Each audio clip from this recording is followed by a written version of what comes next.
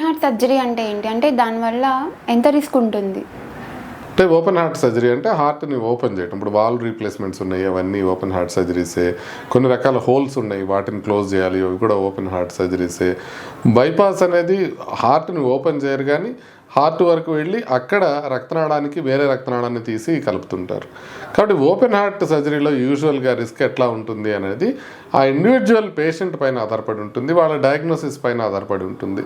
For example ఇప్పుడు బాగా pumping వీక్గా ఉండి లోపల వాల్వ్ మార్చాలనుకోండి, వాళ్ళకి రిస్క్ ఎక్కువగా ఉంటుంది. అదేవిధంగా బాగా పంపింగ్ బాగానే ఉంది, వాల్వ్ రీప్లేస్మెంట్ చేయాలంటే వాళ్ళకి కొంచెం తక్కువగా ఉంటుంది.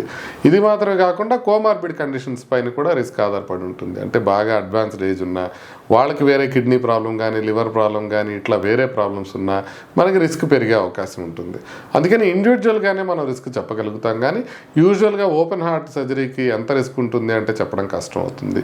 బట్ మిగతా కండిషన్స్ ఏమీ లేకుండా గుండె పంపింగ్ బాగానే ఉన్న వాళ్ళకి యూజువల్గా ఒక 5% రిస్క్ ఉంటుంది ఓపెన్ హార్ట్ సర్జరీలో. 95% సేఫ్గానే అయిపోయే అవకాశం ఉంటుంది.